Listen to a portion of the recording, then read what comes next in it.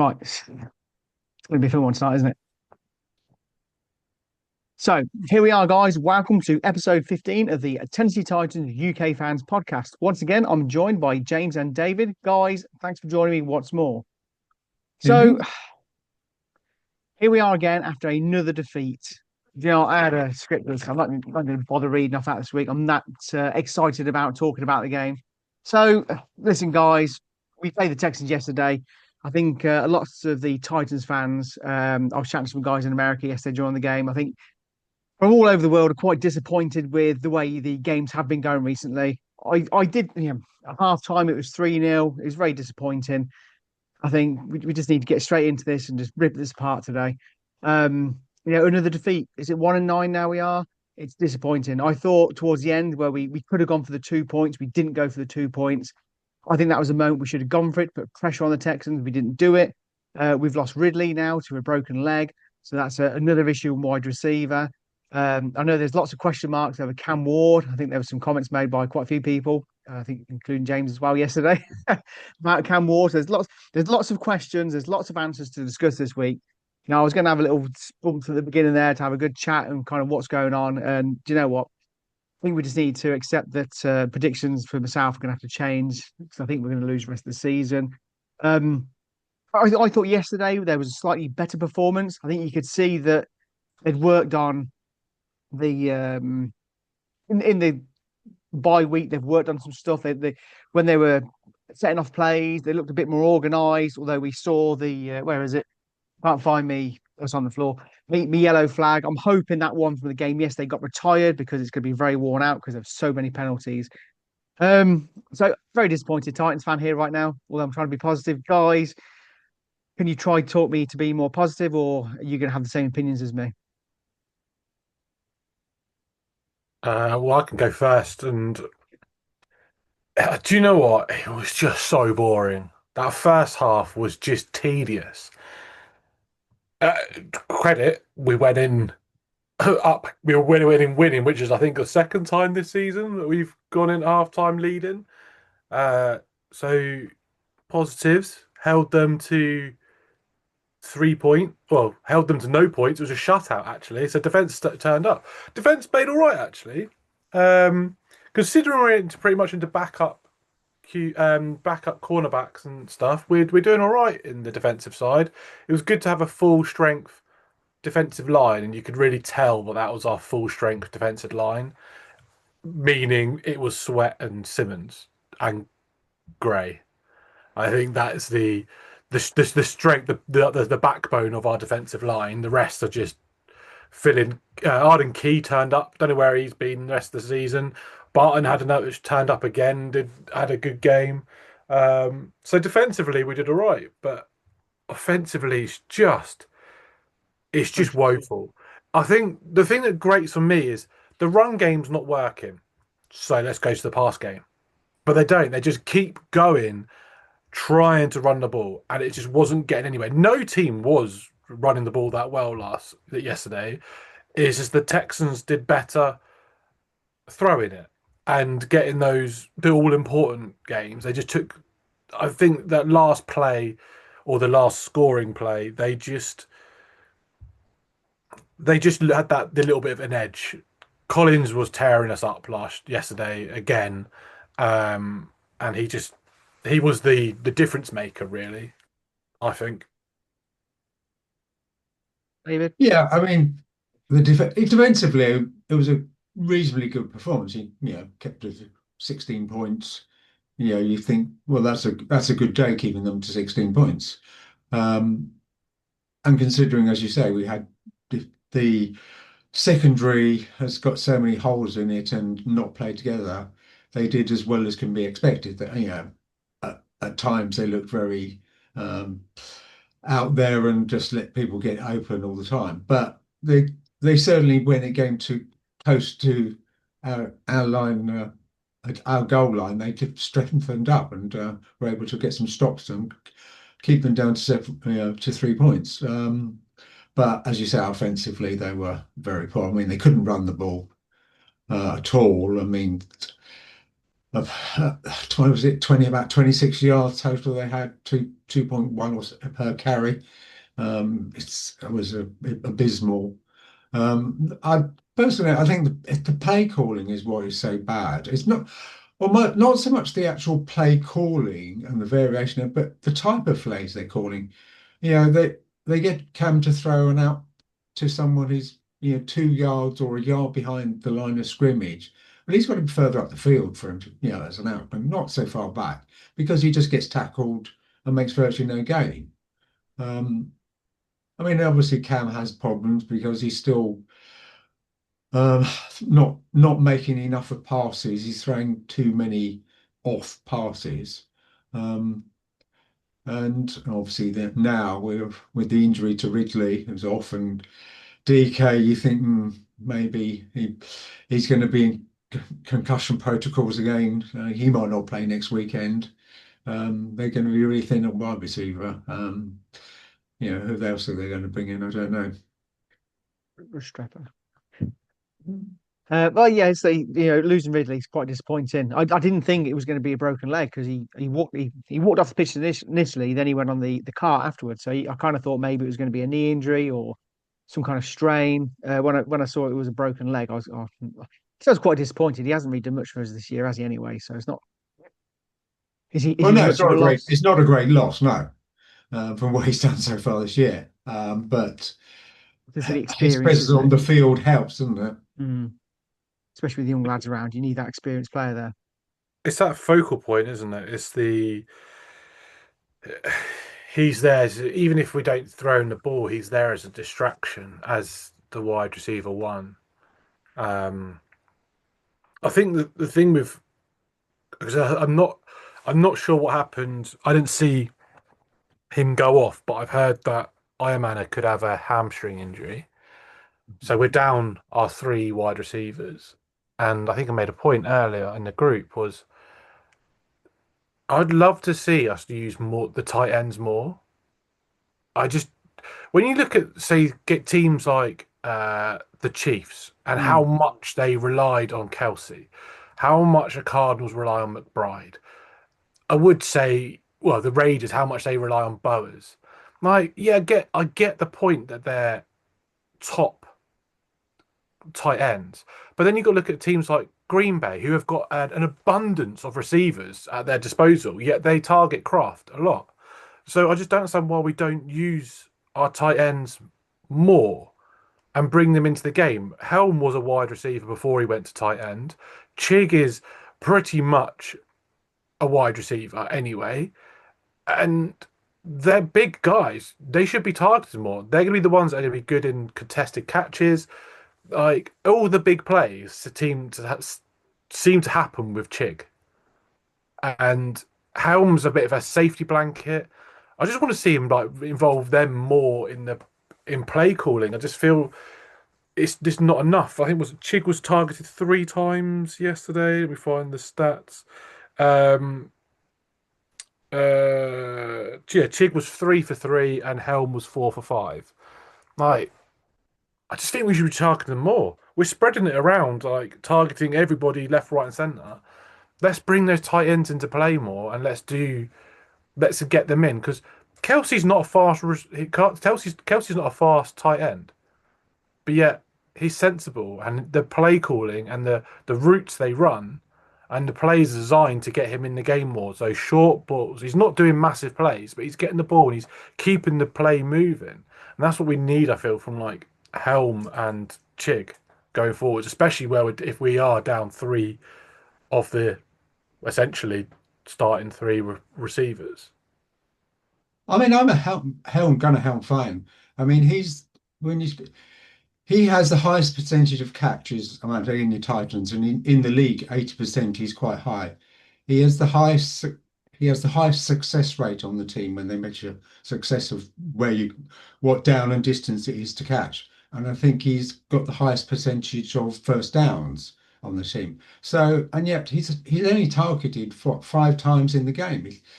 He should be, and same with Chick, they should be targeted as often as you can. I mean, they tend to get open, they catch the ball, and they make yards. I mean, That's what you want from your receivers, and get them back, have, both of them on the field, get them, one out wide, one playing tight, or both playing tight against the offensive line, and one blocking the other receiving, and use them as targets. Uh, I feel that's the way, as you say, that is one of the good ways of us getting some open spaces, and then it draws other players to them and leaves the other wide receivers, man on man on, and they can maybe get some open. Well, just looking at it now, it's like Kelsey got targeted 13 times. McBride was 11 times. So this is what the sort of stats they need to be like putting in. I feel like they need to be targeting them a lot more because they are reliable, and it does feel in a way that they've moved on from Chig in their mind. This is the only way I can see it. I feel like it'd be stupid to move on from him. And if we can get him to come back on a slightly cheap deal, it's just a no-brainer really for me. We've got that 1 and 2 tight end split. Use them both, and he's a reliable receiver. I just don't. They just don't seem to want to get him Usually, in the game, and it's like he does a big play, and then they're like, "Oh yeah, we'll just stop targeting him." Like it just I don't know what it is. I don't get it. I just don't understand why they're not involved more. It feels like Cam's either forcing the ball downfield and is inaccurate, or it's just screenplays or checkdowns. And although the checkdowns and screenplays boost the accuracy rate, it doesn't really get you much further down the pitch. I mean, luckily, Spears is quite an elusive character. He can evade those tackles and he's a bit more nimble. But when you're doing checkdowns and screens to Pollard, it's not going for very far. Even to like the other receivers, it's either the blocking's not there or they're just not making the progress. They just about get to the line of scrimmage, or it's a gain of 1, maybe 2 yards. And I feel they just should be playing more direct. The one thing I want to do ask about, I know we'll probably get onto the Cam Ward conversation at some point, but does his big throws, like the one to Chig, in my brain, I'm like, that was an awesome throw. But is that awesome because we see that once every 3 games? Or is it actually an awesome throw? Because sometimes you see other receivers putting it like threading the needle and doing it all game. And with Cam, you don't see those throws often enough. So it's one of those things. It's like we see that I say once every 3 games, you see a great pass. But is that because we don't see it I often, think or the is it a good pass? problem we're getting is because he hasn't got the team around him. Like I was having this conversation with you or somebody else. Yes, I can't remember. Because he hasn't got the team around him, it's so hard to judge him at the moment. Hmm. It's if he had a better team around him, would he be doing that 7, 8 times a game? Is it because he's got such a poor team around him, he can't express himself as much as he wants to? Again, it's just the whole Cam Ward situation is going to be a case of we can't work out is he the guy or not until he's got that team around him. So yeah, like I say, when you see him throw that ball, shows he can do it. But again, if he is the guy, then we need to be at a stage where he's doing it more often, and we've got that confidence he can do it and pull it off. But again, until we sort out the rest of the team, which is quite a lot that needs sorting out, we're never going to know. So it's horrible. We might have to wait 2, 3 years to find this out, and we might find out he's not the guy. But it's a horrible process, isn't it? I just don't. I understand the argument, but at the same time, I don't get it because when you look at Drake May, who's leading the league for passing like yards, for passing yards, he's a top 5 quarterback. They're talking about him as being in the front running for MVP. Look at his receivers. He ain't got much to aim for. He's got no studs. He's got no big time players. He's got a bunch of wide receiver twos, wide receiver threes that he's making look good. To me, that's what Cam should be doing. And I want to Now, see him now, do that. now, now you see that goes back to coaching. Yeah, the fact that obviously Callahan wasn't the guy, McCoy's not the guy, and you hit the nail on the head there. And I'm going to love saying this. You said they haven't got stud receivers. Well, we've got Restrepo. Where's Restrepo? We want Restrepo. like I say, you don't necessarily need to have the best receivers, but you've just got to have players who connect with that player. This is why I was chatting with somebody again today about Restrepo, and somebody was saying, "What's the big deal about Restrepo?" And it's like, well, give the guy a chance because he might have that chemistry with Ward. We don't know, and maybe like the player you refer to there has got that chemistry with those players who aren't the best players. Maybe he's being coached a bit better because I think coaching's definitely an issue in Nashville at the moment, isn't it? Really, is that the difference? I mean, again, another question mark is who's going to be the next head coach of the Tennessee Titans, and we need somebody with experience, I think, especially with a young quarterback to come in now. But again, that's probably another subject for later on today or another day, really, isn't it? Any thoughts, David, on what we're talking about? Yeah, I mean it's routes that players run because some people have like as you say about Kelsey, he's not a fast man, but he's a big man, and yet how often do you see Mahomes, dodging, getting out wide, and he throws it, and Kelsey's just standing in the middle of nowhere. There's no one around him. And how do they manage to miss him? Because he's got a brain and he uses his brain well. A lot of receivers, right, this is the pattern I'll run. I'll just run this pattern. And I'm sure Kelsey runs a bit of a pattern, then he sees him scrambling, right, I'm going to just head off into an open space and he'll find me. Um, and I think it does help when you've got receivers who have a little bit of know-how and just go and find a space rather than just sort of sticking Well, that's it. blindly That's to a that's route. the difference between the elite receivers who somehow, it's like in soccer. Certain players always seem to be in the right place at the right time, and with the elite receivers, they can be in the right place at the right time. Then it's also knowing what your quarterback's going to do when the pressure's on, and kind of second guessing where the quarterback, when the play's gone wrong, second guessing where the quarterback might throw the ball. And like players like Kelsey, who's proven over the years now what a great player he is. Just like you say, such a big guy somehow just wanders over there and gets the ball and scores. It's like, what? Surely he's the person you're going to man mark. You've got to watch this guy, and then somehow these elite players just seem to just find a gap or acres of space. Sometimes I don't know how they do it really, because you think these other players have been coached. Stop this guy. And somehow they always seem to find the space. I don't know if that's just the difference of coaching or elite players or just, again, a connection with the quarterback of understanding what the quarterback is going to be doing next. I don't know, I think you've but got players like you think like Kelsey and Mahomes just have that complete and utter understanding of each other on how if Mahomes is gonna scramble or he's gonna break out left or right, it's Kelsey just knows where it's gonna be, and as David said, has that brain on him to find the space. Whereas he say, I feel like our receivers run their route and that's their route. And mm, this is what I think we need to use, at least use Helm. I'd say Helm because young, he's more promising. needs the game, doesn't He's he? not a rookie deal. Like he should have that kind of that free outlet. Just sit in that between 9 and 11 yards out and just let him float.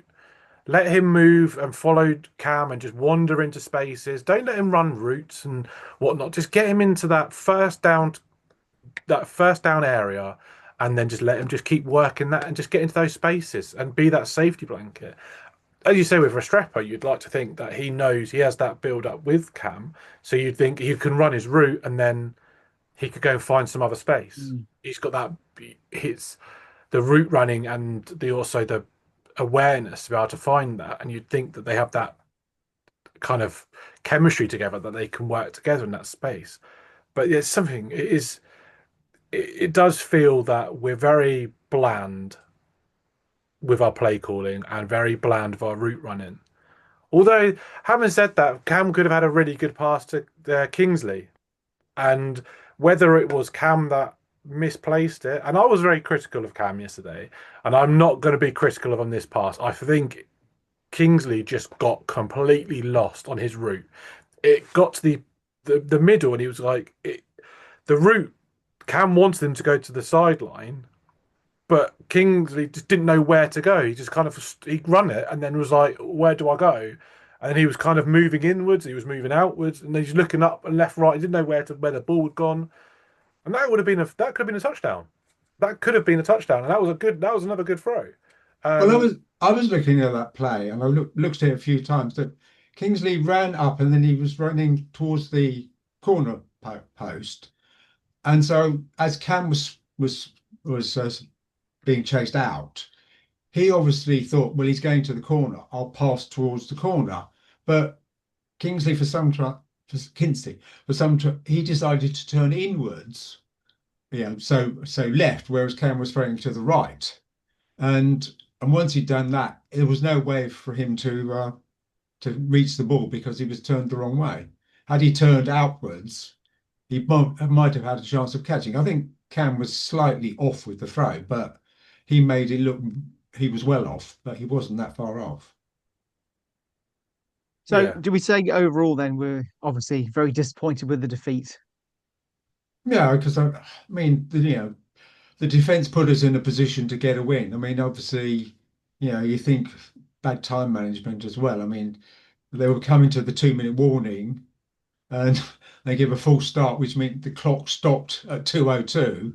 So rather than let it run to two and then have three plays, get a first down and leave no time on the clock for them to score a winning score. I think there was yeah, it's bland play calling, bland clock management. I thought McCoy would have had a bit more of an idea of what's going on with, and I feel like we've just got another Callahan. Really, nothing's really changed. I thought maybe the bye week would have improved our discipline. That didn't hurt, and it was another. Just just before Cam's throw to Chig, we Yeah. got to that bit, and it was we got that big drive up the pitch. Everything was going well, and then it was a penalty, which put us back, and then it was a sack, and it was like it's just a way to kill the drive. And then obviously I'm here to put the thoughts in the air and put a negative on it before it's even finished. And Cam goes and throws it to Chig, and we get the first down, and we go and get a touchdown, which really kind of shit over my parade, basically.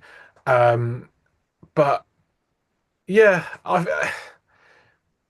it's as I say, discipline was a negative, but Cam used his feet. I'll be saying it all along. I want to see him scramble Yeah. more. And he Didn't, scrambled, made didn't some big scramble plays. far, didn't scramble much, but it was good to see him. Kind of, there was I that big think gap in front of him, and he he went got for it, two didn't he? first downs, didn't he? He got two first downs of Mm. scrambling. One was a 20-yard run, and that's what I want to see. Like, I just want to see him. Like, if there's a space, you evade the tackle. Cam is a very good player at evading the Yeah. tackle. You don't want him running 40, 50 yards, but like I say, But if it's kind of like 3 and 5 and there's a gap in front of him, try get the first down. It's kind of have a go at it at least anyway. Nothing yeah, to there lose, was has he that. really? Well, what of the positives can I think of? Controversial one. JC Latham had his best game. Yeah, I was reading that earlier. Apart from the three false starts. I haven't said that. Three false starts, and he was against probably one of the best edge rushers in our division. And they've got a proper top defensive line, the Texans, and probably one of the. I think they are the number one ranked defensive line Hmm. in the NFL, if not number one Yeah, ranked. they're leading in yards and points, I think, aren't they? Yeah. But no pressures, no sacks. It's a positive. I'll scrap the false starts. I mean, regardless of the false starts, that was a Just positive just game. talking of penalties, I'd love to know your thoughts on the Jeffrey Simmons one because that riled me massively. Yeah, Is this podcast like PC? well, I mark it not for children when I put it online, so Oh, you it's can say what you like, absolute really. bollocks. No. Yeah, 100%, hundred Absolute percent. I bollocks. mean, yeah, he is a big guy, right? Yeah, I've never met Simmons. I probably never will. But just looking on camera, he's a bit bigger than me, and he probably isn't going to squeeze between people very easily. Yeah, he was trying to get through. Yeah, he wasn't aggressive, which is weird to say for a guy that big. You know, he was just a big guy trying to get through a gap. And how on earth they call that as a foul? That must happen. That must happen every single game in the NFL. I know 99 times out of 100 they get the field goal. So so they probably haven't got to go back and look at it. But there's no way of all the field goals that have been missed this season so far that a foul's been called like that. I can't, I haven't watched all the games this season in the NFL, and I won't. But there's no way that that is being called elsewhere. I just felt like it was just the world was against the Titans yesterday, and that decision just kind of like Yeah, wasn't Yeah, because happy at all with that. he didn't hit him in the head. If he'd hit Yeah, him in the head, exactly. then obviously he gets called. But you could see that he came through, and okay, his shoulder slightly brushed him, but there's no His way shoulders are that's like a this. He's yeah, massive. You there's know, no way that's a foul. I mean, Was it his I'd shoulder? understand if he was one of the really thin players and he was being aggressive. Okay, fine. But this guy's big. He's just how big, strong, big, muscly men move, isn't it? So yeah, I was quite yeah, I was angry with that decision. Hmm. Was it his shoulder? I thought it was his side that he could Well, like. well, I thought he'd already got his hand because they were saying that when they did the commentary, they said that he'd gone through the gap and his arms were already up to try and jump to block it. And hmm, as he's trying to jump it, he has still hadn't made contact with the centre yeah, apart from going through the middle. Mm. And then I'm sure the guy's helmet hit him on like his hip or something, and which is not a foul. Like hmm. what you're not supposed to jump to block field goals. How do field goals get blocked? Like how do you block a field goal if you're not allowed to jump for it? Do you have to like just yeah, it's impossible. That's Especially rubbish. when you've got all those men all crammed together as well. It's not as if they've got like, a yard between each player first. They're all shoulder to shoulder. So it just, yeah.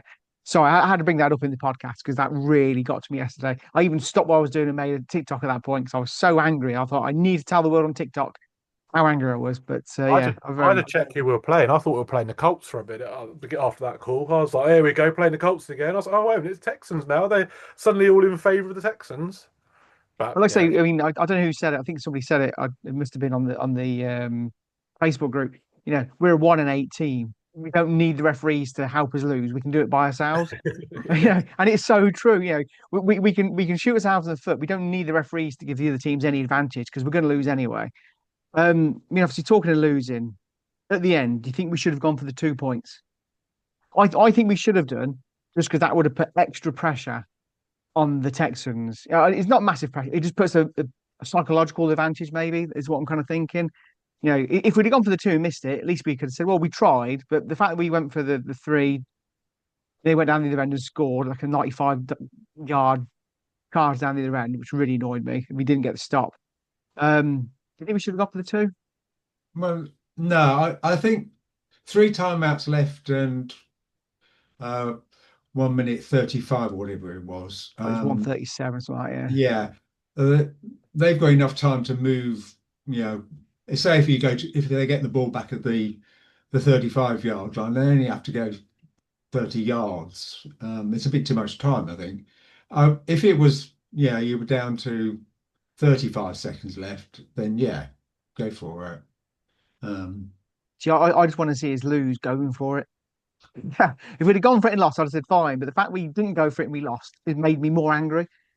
It's but like, that would have raised us into a big high, thinking, "Oh yes, they're in the lead now. We're going to win." well, And exactly. then I you could get have had that. killed I could last have had that minute, second moment. lose. That moment before, I got dragged to watch I'm a Celebrity, whatever it is on TV. Yes, I'm really excited. Oh no, I didn't get that kind of like buzz right in the last minute. I think uh, you go for you put us in a position to go ahead and win the game, and you go for the extra point, and then it's then down to overtime and let them try because at the end of the day, the way the game was going, they weren't they weren't driving all down the end of the field, so the defense was playing really well, and you then got to pin them back. And I think there was someone put a breakdown the last play, and it was the cornerback that was on Nico Collins, and he stepped up rather than sitting back into coverage and just sitting there and to protect that first down line. He stood up and was like tried to kind of like bait Nico Collins into like attacking him, which he did, and then beat him again. And then that's where the game broke down. It was a bit like it's in those moments you've just got to be head screwed on, not do fancy things, don't be arrogant, play it safe, and just like protect the lead.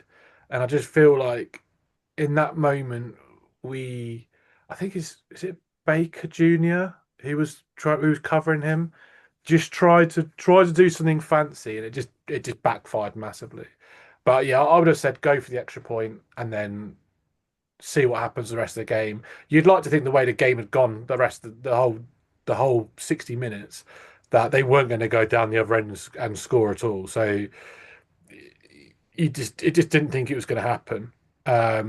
In my mind, there was more chance of a fumble or interception than that. So, and then you go into overtime and try and win it in overtime. And I'd love to see a game in overtime. We never get to go into overtime, so it'd be nice to be in that position to think the game's on the line in overtime. Because in Well, that's overtime, it. And you've got if that you kind lose of it in overtime, thrill if we again. got if we get the first score, then it's just the way it is, isn't it? Really, it's just that's how overtime works. So you kind of you take the loss, but technically it's a draw. Yeah, So, I mean, I think it's second and 16 they were in, weren't they? After because they got a sack on first down, didn't they? But you got the defenders have got to pay man coverage. You can't be leaving them, zone coverage and letting them run around. Just hopefully not going to catch the ball. You got to get up the line, give them a push. I mean, yeah, they've still got plenty of yards to play with, and try and get them in third and 16, and then maybe you go towards zone coverage. right, so we're getting to the last kind of 7 minutes now of the podcast. So I think we've gone quite a bit on the last yesterday's game, which, to be fair, is a burning issue because it's the Texans. We don't want to lose the Texans because actually I don't think they're very good either. They're obviously better than us, but they're not beatable. And I think we could have won that yesterday. So I believe it's the Seahawks we've got next. Is that Nissan Stadium this week? Is it again? Yeah, they've got well, basically they have 4 games at home, don't they? It's one, then a bye, then 3 more. So I'm glad I'm not in Nashville because that would be a real struggle to have to wake up and think I've got to do this. So obviously Seahawks are 7-3. We're 1-9. Um, do you guys think we've got a chance to compete? I was No, going to say win then, but I don't want to say win. I just compete. Be in the game for the first 3 minutes, maybe. no, they've got one of the best receivers in the game at the moment. That oh, I forgot his name. I'm not going to try and pronounce his name. Um, he's unreal at the moment. Him and Sam Darnold have got a good thing going. They're solid across the board, really. They don't. Again, it's another one of those teams that doesn't have. Oh, actually, they've got Cup, haven't they? I keep forgetting about him. Um, so yeah, they've actually got some good wide receivers. Yeah, yeah. Yeah, No win. I'm not going it's, to. They'll beat us. They're a very good team. They're in a completely different situation to us. They're in that season of. Oh, they've also got that Shade guy from the Saints as well in the trade deadline as well. So they've got a great core of wide receivers. they're gonna Um, from rubbish, gonna he's gone to smash. good. yeah, I was thinking I was like they're a one-man team, and then I'm like I keep thinking of more players, and I'm like they yeah, it's a lot better, and they've got a good running back as well. But Well, come and ask me you may as well be a fan for them the way you're going. You asking me started off they were for dreadful. Now you've gone through the whole team going, actually, I know the whole team here. They're actually really good. Next week I'm we'll just see you on the defending podcast. my You'll have a Seahawks jersey on, won't you? To be fair, actually, I did used to like the Seahawks back, not support them, but I did like them in the Legion of Doom state, in the Legion of Doom era. They were good. And personally, it was more of the team to kind of beat and knock the Patriots off their perch. That's what I hoped anyway. It didn't really work out So, that way, so but do you guys have any predictions then for the game? yeah, a lot. Well, I don't Oh, think no, I no. mean, you don't think they're Just going to got win. predictions. All you want to do is see a better offensive performance from the Titans. I mean, if they can score 2 touchdowns, that would be perfect, really. Let them score two and again So you're going for offensively, Titans but they're going 14, to Seahawks lose. I nil. think you would have thought 27-13, but I Go on, would like James. to see Give me a 20. prediction. I'm gonna say actually 27-13 is quite good actually. I'm gonna go with 30, 34, 34-10. To the Seahawks, I take it. So Seahawks, yeah, yeah. If you want a better game, if you want to get more positivity out of me, we've got December the 7th, we're playing the Browns. Oh yeah. I might give you a win for that one. And December the 28th, we're playing the Saints. So I will slightly more positive in those two games. The So, rest of it, a lot's going to happen before then, so you might be very despondent by the time we get there. Well, You might be sitting there You with a Seahawks jersey on. you have to predict a victory when they're going to play the Jacksonville, so the Jags, so that you can't predict a victory on those two games. Yeah, I suppose. Yeah, Yeah, I'd love to. I'd love to. If they're in the running for it, I'd love to stop them, even though it would mean letting the. Oh no, actually, I wouldn't. I'd like to let them win. If it stops the Colts from going through, I'd happily let the Jags win and be happy with it. But yeah, I guess we could get a result against the Jags as well. We always seem to do all right against them. To be fair, we need one more win this season. Really, just one would be nice, wouldn't it? Yeah. Well, I'd say Browns and Saints are our best options at the moment. The problem with the Browns, we've got was it two? So it's in 3 weeks' time, and that means so they're now down to Sanders as QB. Mm. So that could be a very interesting game. However, Miles Garrett is just unreal, and he's just going to tear our offensive line to pieces. It's going to be Cam's going to have to learn to scramble for his life in that game. That's a as much as I put disrespect on the Browns and think it's a game we can win. Being the worst team in the league, to say we could beat a team is quite disrespectful, I feel.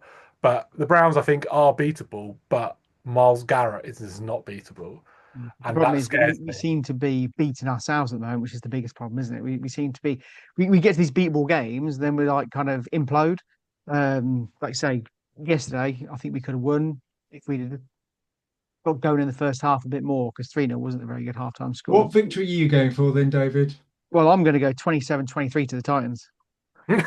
As close as that. Oh yeah.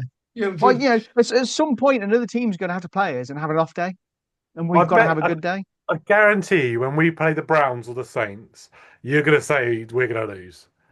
Probably. In No, no, fact, I no, think no, you no. should just because we might get a chance of winning. I'm But just then going to at the keep same saying we're time, going to win because at some point it's got to happen, whether it's this season, next season, the season after. If I just keep saying, even pre-season, if I just keep saying we're going to get a victory, I'd like to hope it is going to happen because if it well, we doesn't were happen, I'm a three little and bit zero in stupid. pre-season, so we're pretty much guaranteed Super Bowl in pre-season, weren't we? Well, exactly. They got us all excited, didn't they? Then they decided to get to the proper season and just fall apart. So, right, well, we're down to the last minute, guys. I think we covered quite a bit today. I think there's a lot more to cover, really, which I think we'll probably end up covering next week after another Titans loss. Hopefully, victory. My prediction's correct. So, guys, thanks for joining me once more.